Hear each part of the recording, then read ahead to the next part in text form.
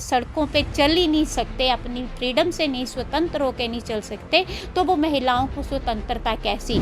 एक ऐसी बेटी जो कि डॉक्टर है और डॉक्टर क्या ड्यूटी पर है और क्या सारे सोए पड़े थे वहाँ पे। बार बार निर्भया बनना अब तो हद हो चुकी है। अभी 9 सितंबर को विक्रम बत्रा जी का जन्म दिवस होता है। मैं हर दिवस पे उनके कॉलेज में फंक्शन होता है तो ब्लड डोनेशन कैंप लगवाती थी।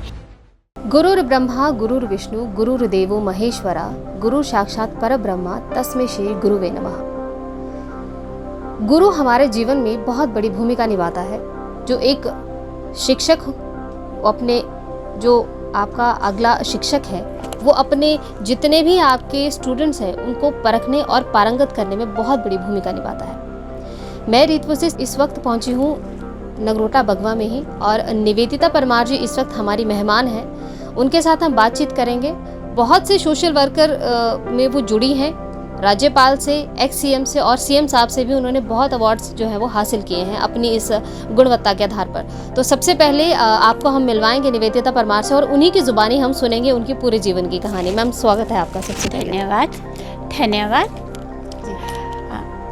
निवेदिता परमार जी। और मैं अभी फरवरी में ही जो है रिटायर हुई हूँ राजनीति शास्त्र के आचार्य पद से। जी मैम, आप जैसे कि हमने पढ़ा भी है और काफ़ी हमने देखा भी है, तो आप एक अध्यापिका भी रही हैं, आपने जैसा भी बताया। तो कैसा जीवन शुरू रहा आपका, कहाँ से हैं, और थोड़ा हमारे दर्शकों को बताइए। हाँ, मेरा जन्म जो है वैसे तो नूरपुर में हुआ है और नगरोटा बगुआ में मेरे पेरेंट्स हैं। तो मैंने डीएवी कॉलेज कांगड़ा से शिक्षा ग्रहण करी, उसके बाद HP यूनिवर्सिटी शिमला से शिक्षा ग्रहण करी और थ्रू आउट कैरियर मेरा फर्स्ट क्लास ही रहा है और मेरिट में भी रही मैं। तो इसी तरह से कैरियर शुरू हुआ, फिर स्ट्रगल शुरू हो गया जॉब के लिए। तो भगवान की कृपा से स्ट्रगल करते करते कॉलेज प्रोफेसर तक पहुंच गए। यही जीवन की कहानी है। और उसके बाद मैं स्कूल में, सबसे पहले स्कूल में अपॉइंट हुई समलोटी और उसके बाद सूला में गए। सूला से मेरे कॉलेज कैडर में गवर्नमेंट कॉलेज चुवाड़ी में हुआ है नियुक्ति। उसके पश्चात मैं पालमपुर आई और 6 महीने मैंने धर्मशाला काटे और 6 महीने मतलब अभी मुझे पता भी नहीं था और 6 महीने में नगरोटा बगुआ का कॉलेज अनाउंस हो गया। और उस समय स्वर्गीय श्री GS बाली जी मुझे नगरोटा बगुआ में ले आए और कॉलेज को स्टार्ट करने की सारी जिम्मेदारी जो है वो मुझे सौंप दी। तो मैं थोड़ा सा डरी भी थी, पढ़ाना अलग और यंग एज में एक नया कॉलेज स्टार्ट करना बहुत मुश्किल काम था, लेकिन उन्होंने बहुत ही मोटिवेट किया, बहुत ही कॉन्फिडेंस दिया मुझे कि आप तो नगरोटा की बेटी हो और बहुत अच्छे तरीके से चलाओगी। तो बहुत ही कॉन्फिडेंस आया उनकी बातों से और आज वो एक छोटा सा पौधा लगाया गया था, आज वट वृक्ष की तरह वो फैला है। तो अपने मायके में उसको देख के बहुत ही ज़्यादा खुशी होती है। उसके बाद मैंने सारा जीवन जो है अध्यापन कार्य पालमपुर कैप्टन विक्रम बत्रा कॉलेज में किया है, जो कि अंतर्राष्ट्रीय और राष्ट्रीय स्तर पर बहुत ही फेमस है। अब 35 वर्ष आपने अपना जो दिया है, बच्चों को दिया है, 35 वर्ष आपने बहुत ज़्यादा आपने काम किया है। उसके बावजूद भी आप अभी भी उस लेवल पर हैं कि बच्चों को मोटिवेट करती हैं। जैसा आपने बताया नगरोटा कॉलेज जो है वो आपके हाथों से ही बसाया गया है। तो बच्चों को किस तरह से मोटिवेट करते हैं आप अभी भी? हाँ, बच्चों को मोटिवेट अभी भी, मैं रिटायर हो गई हूँ, रोज़ बच्चों के कॉल आते हैं, मैम एडमिशन लेनी है, हमें ये प्रॉब्लम आ रही है या हम किस तरह से जो है अपने कार्य करें। तो उन सब चीज़ों को जो है मैं अभी भी फ़ोन पे या उनको पर्सनली मिलकर जो है वो उनकी हर समस्या का समाधान करने की कोशिश करती हूँ। आपने मैम जैसा मैंने शुरुआत में भी कहा था कि मैम ने बहुत ज़्यादा अवार्ड्स लिए हैं, स्पेशली जो अवार्ड्स लिए हैं वो रेड रिबन क्लब के ही लिए हैं। मैम आपके बारे में हमें ये चीज़ भी जाननी है कि आपने बच्चों को बहुत साथ दिया है, मतलब आपने बच्चों को उस लेवल पे अडॉप्ट किया है जहाँ बच्चों के पास फीस नहीं होती थी भरने के लिए, एडमिशन्स के लिए नहीं। तो अब तक कितने बच्चे ऐसे होंगे जो आपको ऐसा लगता है? मैम अनगिनत बच्चे होंगे, क्योंकि मैं गिनने में भी विश्वास नहीं रखती थी। बच्चे आते थे, मैम फीस नहीं है, फीस दे देनी, किसी बच्चे के पास बनाने के लिए नहीं होते थे, और कोई बच्चा जो है किताबों से वंचित ना रह जाए। तो आज भी मतलब अभी भी रिटायर होने के बाद भी बच्चों को मैं पढ़ा ही रही हूँ। तो अनगिनत कई बच्चे होंगे, कभी कभी इतने बड़े बड़े बच्चे अपने बच्चों के साथ मिलते हैं और बोलते हैं मैम आपने हमारी फ़ीस दी थी, आपने हमारी बहुत हेल्प की है। तो खुशी होती है कि चलो हमारी वजह से कोई एजुकेशन प्राप्त कर रहे हैं और अच्छी जगह पर पहुंच रहे हैं। आज भी पढ़ाए हुए बच्चे जो हैं जज के रूप में कार्य कर रहे हैं, बहुत ऊंची ऊंची पोस्टों पे हैं, डीएसपी हैं। तो अच्छा लगता है, अपने आप को संतुष्टि मिलती है, क्योंकि मेरे लिए बिल्कुल बच्चे वो जो हैं मैं उनको अपने बच्चों की तरह ट्रीट करती हूँ। आज भी मेरा यही रवैया है। आज भी पालमपुर कॉलेज में कुछ बच्चे जो हैं वो पढ़ रहे हैं। आप समाज सेवी हैं और बहुत वक्त से काम कर रही हैं, तो कब से ये शुरुआत हुई और ऐसा क्या आपके साथ ऐसा कोई इंसिडेंट हुआ कि आपको लगा कि अब मुझे इस तरफ जाना है? 90 की बात है कि हमारे रिश्तेदारी कह लो दूर पार के, तो उनकी बेटी थी, उसने बीएससी करी थी और वो बीएड करना चाह रही थी, लेकिन थोड़े से घर के हालात थे या भेज नहीं रहे थे, और मुझे लगा कि इस बच्ची को एडमिशन कराना बहुत ही ज़रूरी है।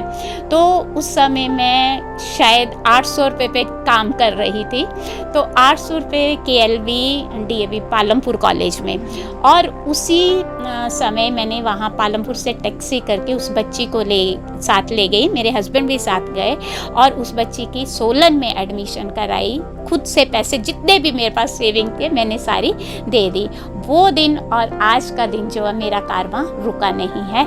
आज तक भी मैं बच्चों के लिए यही करना चाह रही हूँ। और एक और मैं आपसे शेयर करना चाहूँगी बच्ची के बारे में। मुझे पीछे जैसे आता था नारा कि बेटी पढ़ाओ बेटी बचाओ, इस नारे को मैं बोलती हूँ हकीकत में बदलना चाहिए।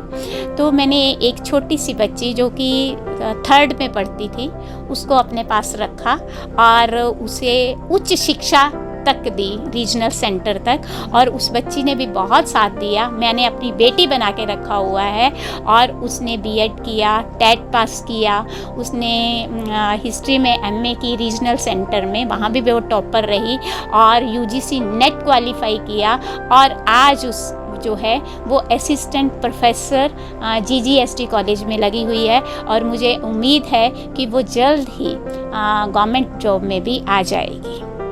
आपने जी बहुत अच्छा लगा उस बच्ची को पढ़ा के, और उस बच्ची ने भी बहुत साथ दिया। बहुत से बच्चे हैं लेकिन वो बच्ची मेरे पास है, मेरी अपनी बेटी है।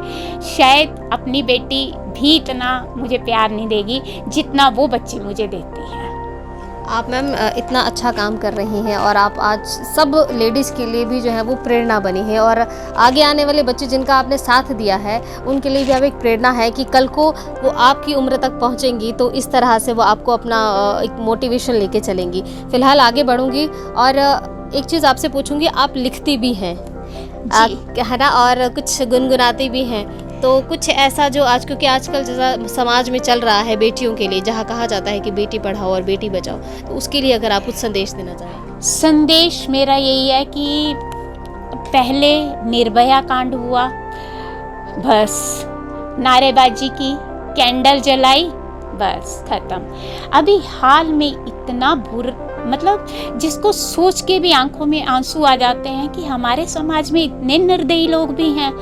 अभी कोलकाता का जो एग्जाम्पल है, भूल जाएंगे सब, तख्ती उठाएंगे, कैंडल मार्च करेंगे, भूल जाएंगे, तब तक भूले रहेंगे जब तक एक और बेटी, एक और बहन के साथ ऐसा नहीं होगा। क्यों नहीं, हम इतने भारतीय 135 करोड़ के क्या बुज़दिल लोग हैं हम लोग कि एक बेटी की रक्षा नहीं कर पा रहे हैं। एक बेटी है, इतनी बुरी तरह से उनका बलात्कार हो रहा है और हम हाथ पे हाथ धरे बैठे हैं। मुझे इस बात के लिए सरकारों से भी बहुत अफसोस है कि आज के ज़माने में कि बेटी जो है एक बाहर भी नहीं निकल सकती है, और एक ऐसी बेटी जो कि डॉक्टर है, और डॉक्टर क्या ड्यूटी पर है, और क्या सारे सोए पड़े थे वहाँ पे, क्या उसकी चीख भी सुनाई नहीं दी। मुझे सिर्फ और सिर्फ इस समय भारत की राष्ट्रपति द्रौपदी मुर्मू से ही उम्मीद है कि वो ऐसा लॉ बनाने की कोशिश करेंगी ताकि बच्चियां जो हैं वो निर्भय होके कुछ तो कर सकें। बार बार निर्भया बनना अब तो हद हो चुकी है। तो इस चीज़ के लिए मैं बोलती हूँ सारे समाज को आगे आना है। ऐसे एक बार एक ऐसा कानून बन जाए, एक बार उसे इतनी सज़ा दे दी जाए कि दोबारा हिम्मत ना पड़े। कि लोकतंत्र का मतलब ये तो नहीं है कि आप इतना कानून को इतना लचकीला बना दो कि बेटी जो है वो उसकी इतनी बुरी हालत कर दी जाए। लोकतंत्र का ये मतलब नहीं होना चाहिए। लोकतंत्र का मतलब ये भी होना चाहिए कि उसमें बेटी की रक्षा के लिए कठोर से कठोर कानून बनाए जाएं। अब कहाँ है ह्यूमन राइट्स वाले? अगर किसी को थोड़ी सी दिक्कत होती है तो वो उठ के खड़े हो जाते हैं। मैंने किसी ह्यूमन राइट वालों से आज तक उस बेटी के लिए 2 शब्द भी नहीं सुने हैं। तो मैं तो यही कहूँगी, सारे मतलब नारेबाजी से कुछ नहीं होगा। राष्ट्रपति से मेरी यही अपील है कि सरकार को आदेश दिए जाएं कि कठोर से कठोर जो है लॉ बनाया जाए, और 1 महीने के अंदर अंदर जो है उसको सज़ा दी जाए। अगर ऐसी सज़ा नहीं दे पा रहे हैं या ऐसा लॉ नहीं बना पा रहे हैं तो लोगों को इकट्ठा होकर खुद ऐसे बलात्कारियों को सज़ा देनी चाहिए ताकि दोबारा वो ऐसा काम ना कर सकें। ये कारण यही है कि हमारा कानून जो है कई टाइम ले लेता है और साक्ष्य उनको मिटा दिया जाता है और वो फिर बरी होके खुलेआम समाज में घूमते हैं। यही कहना चाहूँगी। आप तो अपने फेसबुक पेज से भी जो है वो सरकार को ओपन चैलेंज कर देती हैं कि इस तरह से जो है महिलाओं के साथ नहीं होना चाहिए, या कोई अगर बजट पेश हो रहा है या कुछ भी ऐसी चीज़ हो रही है तो आप उनको ओपन वो चीज़ कहती हैं, फिर भी वो चीज़ नहीं हो पाती है। तो उसके लिए अब ये आप अपील कर रही हैं कि महिलाओं के लिए जो है वो ये काम करना चाहिए, क्योंकि आज की महिला जो है वो अब फ्री नहीं जा सकती है बाहर, क्योंकि आज वो डरती है। हम लोग भी महिलाएं हैं, हम भी डरती हैं, कई बार निकलती हैं तो हम भी सोचती हैं आज की अगर हम काम कर रही हैं अपने ऑफिस में तो हम भी डरती हैं कि देर रात हो जाए तो कुछ ऐसा ना हो जाए, क्योंकि भरोसा नहीं हो पा रहा है। चलिए मैम, अब जैसे मैंने कहा था कि आप लिखती भी हैं, तो कुछ शब्द हमारे दर्शकों के लिए कुछ आपका जो पसंदीदा हो। लिखने की तो बात ऐसी है बेटा कि थॉट आता है एकदम से तभी लिखा जाता है। तो मैं सिर्फ ये कहना चाहूँगी कि हर कोई जो है, हर कोई अपने लिए तो करता है। समाज में अगर हम किसी दूसरे के लिए जिए तो वो मायना रखता है। तो अपने लिए जिए तो क्या जिए, जीना है तो किसी दूसरे के लिए जी के बताओ, तभी आंतरिक मन में जो खुशी होती है उससे पता चलता है कि हम एक समाज का एक हिस्सा हैं। बहुत बढ़िया मैम, बहुत बढ़िया। आपने बात की कि किसी के लिए, अपने लिए जिए तो क्या जिए, किसी के लिए जिए तो वो बहुत बड़ी बात है। रक्तदान शिविर में आपको हमेशा देखा जाता है, वो जीना बहुत बड़ी बात है, क्योंकि रक्तदान महादान है। ये भी आप एक कैंपेन चलाती हैं, तो कब से ये शुरुआत हुई है आपकी और अब तक कितने कैंप्स जो है वो आप कर चुकी हैं? मैम ये 2007 या 8 में नागपुर की दिल्ली से जो है रक्तदान की एक बहुत सुंदर सी बस आई थी कि जिसमें सब कुछ उसी में था। ब्लड डोनेशन भी हो जाता, प्रिजर्वेशन भी हो जाती थी। और उस बस के लिए जो है डॉक्टर विजय महाजन जो कि MS पालमपुर से रिटायर हुए हैं, उन्होंने मेरे से रिक्वेस्ट की कि आप पालमपुर कॉलेज में हैं और बच्चों से रिक्वेस्ट करें, आप रेड रिबन के नोडल ऑफिसर भी हैं। तो फर्स्ट शुरुआत उसी से हुई थी, 2007 से शुरू हुई थी और 2007 से लेके आज 2024 हो गया है। तो कॉलेज में तो कम से कम 2 कैंप लगाती थी, लेकिन उसके साथ साथ जो है बाहर NGO के साथ भी कोई 5-6 कैंप जो है वो हो जाते हैं। और समर्पण संस्था है, उसके साथ कम से कम हमारे 18 कैंप हो चुके हैं। इसी तरह हॉस्पिटल में भी। इसके अलावा मेरे कैंप के अलावा किसी को भी अगर रात को 12 बजे भी ब्लड की ज़रूरत पड़ी है और उन्होंने मुझे फ़ोन किया है तो रात के 12 बजे भी मेरे बच्चे हमेशा तैयार रहते हैं। किसी को भी कॉल करती हूँ तो वो सुबह जाके जो है ब्लड उनको दे आते हैं। कोविड टाइम पे भी आपने बहुत ज़्यादा इस चीज़ के लिए काम किया था, जब हॉस्पिटल में बहुत दिक्कत थी। हाँ मैम, ऐसे है कि एक बच्चों को मोटिवेट करना जो होता है ना वो बहुत अलग से, क्योंकि ये यंग बच्चे हैं और ये इनको मोटिवेशन के लिए बहुत प्यार से टैकल करना पड़ता है। और भगवान का शुक्र ही कहूँगी कि आज तक सभी बच्चे जो हैं वो मेरा हमेशा कहना मानते हैं और आज तक भी वो बच्चे हमेशा मेरे साथ खड़े रहते हैं। अभी 9 सितंबर को विक्रम बत्रा जी का जन्म दिवस होता है। मैं हर दिवस पे उनके कॉलेज में फंक्शन होता है तो ब्लड डोनेशन कैंप लगवाती थी, लेकिन बच्चों ने इस बार बोला मैम आप रिटायर हो गए हैं तो कैसे होगा। तो पालमपुर में भी एक संस्था उस दिन हॉस्पिटल में ऑर्गेनाइज कर रही हैं और बच्चे मुझे लिस्ट भेज रहे हैं कि हम 9 को हॉस्पिटल में आकर भी अपना ब्लड देंगे। आप बहुत से सामाजिक कार्यों में भी रही हैं, बहुत से अवार्ड भी मिले हैं आपको, कुछ तो मुझे याद भी नहीं है, जो मुझे याद थे वो मैंने बता दिए हैं। तो आप थोड़ा बता दीजिए हमारे दर्शकों को कि कितने अवार्ड्स अभी तक आप ले चुकी हैं और आगे जो है आपको किस और जाना चाहती हैं अब आप? अवार्ड की बात ऐसी है कि अवार्ड का मतलब एक मोमेंटो लेके या दिखाना या खुश होना वो बात नहीं है। मेरे में ये है कि एक आत्म संतुष्टि है। इसको मैं कभी इतना डिस्क्लोज़ भी नहीं करना चाहती थी शुरू से, लेकिन फिर लगा, बहुत से लोगों ने बोला कि अगर आप सोशल मीडिया में जाएंगे, आप अपने प्रेस में जाएंगे तो इससे और भी लोग मोटिवेट होते हैं। सही बात है, क्योंकि मैंने देखा कि इससे और भी लोग मोटिवेट होते हैं और भी बहुत सी, इवन मैंने देखा है 50 साल से ऊपर, 55 ईयर से ऊपर भी महिलाएं जो हैं वो मेरे को कॉल करती हैं कि मैम हम भी रिटायर हो गए हैं या हम हाउस वाइफ हैं, हम भी आपके साथ चलना चाहेंगे। तो बहुत अच्छा लगता है इस चीज़ों को।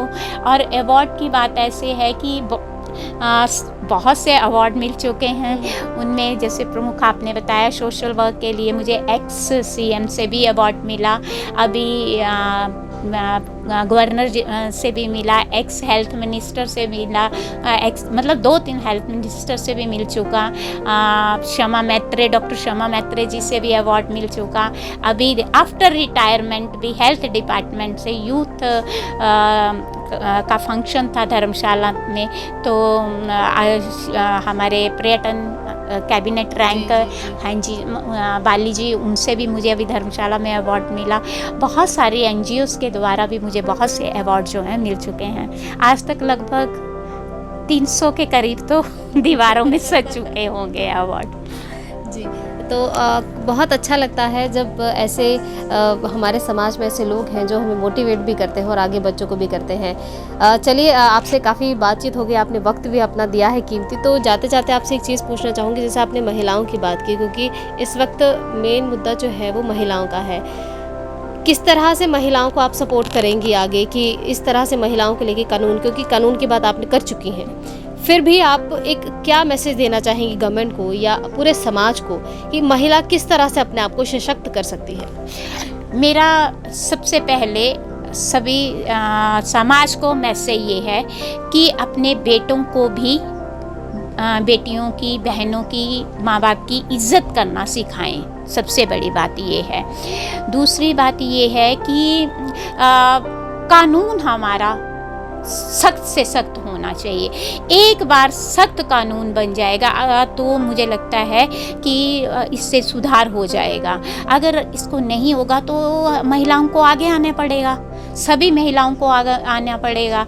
एक बेटा घर से बाहर जाता है, कोई माँ बाप उसको बार बार कॉल करके नहीं पूछते कि बेटा तू कहाँ है, कहाँ पहुँचा, क्या है, लेकिन बेटी के लिए पूछना पड़ता है। क्यों पूछना पड़ता है? राइट टू इक्वालिटी है हमारे देश में, राइट टू इक्वालिटी है। तो मैं तो इस चीज़ को राइट टू इक्वालिटी नहीं मानती कि लड़कियां डर डर के जी रही हैं। कैसे आप भारत का निर्माण करोगे जहां 50% आबादी जो है महिलाओं की है? क्या आप चाहे 50% आरक्षण दे लो, राजनीतिक विशेषज्ञ बना लो, लेकिन ये तब तक पॉसिबल नहीं होगा जब तक महिलाओं की सुरक्षा नहीं होगी। और अब तो और भी डर बैठ गया है कोलकाता के कांड से, क्योंकि अब तो और ज़्यादा हम लोग घबरा रहे हैं। नेचुरली अगर हम सड़कों पे चल ही नहीं सकते, अपनी फ्रीडम से नहीं स्वतंत्र होकर नहीं चल सकते, तो वो महिलाओं को स्वतंत्रता कैसी? चाहे जितनी मर्जी आप पट्टियाँ उठा लो, जितनी मर्जी आप जो है स्लोगन कंपटीशन करा लो, जितने मर्जी आप रैलियां निकाल लो, इससे कोई फ़ायदा नहीं होगा। इसके लिए हमें सरकार से मेरा यही है, मैं राष्ट्रपति से ही अनुरोध करूं, क्योंकि इस चीज़ का संज्ञान लिया जाए। अगर नहीं है, ऐसा ना हो कि हम सब महिलाओं को सड़क पे उतर के खुद ही ऐसे लोगों को सज़ा देनी पड़े। यही संदेश है मेरा। बहुत बहुत धन्यवाद मैम, आपने अपना कीमती वक्त दिया और इस तरह से आप जागरूक कर रही हैं हमारे देश को और हमारे समाज को। सबसे पहले तो मैं आप लोगों का अनंत ज्ञान का धन्यवाद करना चाहूँगी, क्योंकि आप मीडिया पर्सन अनंत ज्ञान की ओर से जो भी मेरे विचार हैं वो समाज में पहुँचे हैं। हो सके तो ये ही सख्त कानून की जो आवाज़ है अगर राष्ट्रपति तक भी पहुँच जाए, हमारी सरकार तक भी पहुँच जाए तो अच्छी बात है। वो सोचें इसके बारे में, जो धरातल पे क्या हो रहा है उसे केवल कागजी कार्रवाई ना रखी जाए। मेरी आप लोगों से भी ये रिक्वेस्ट है, मीडिया पर्सन से, कि इस चीज़ को ज़्यादा से ज़्यादा उठाया जाए कि किस तरह से हम हेल्पलेस बेचारे कमज़ोर वर्ग हैं, पढ़ाई में, स्वास्थ्य क्षेत्र में, या हम बेबस से हो गए हैं, महिलाएं भी बेबस से हो गई हैं। तो ये बेबसता जो है वो किस तरह से ख़त्म की जाए और सब लोगों तक ये बात जो है पहुँचाई जाए। बहुत बहुत धन्यवाद। तो ये थे हमारे साथ निवेदिता परमार जी, जो एक समाज सेवी भी हैं और इस उम्र के पड़ाव तक आते आते भी आज भी जो है वो महिलाओं को, बच्चों को जो है वो मोटिवेट कर रही हैं। फिलहाल अनंत ज्ञान टीवी के लिए इतना ही, मुझे इजाज़त दीजिए।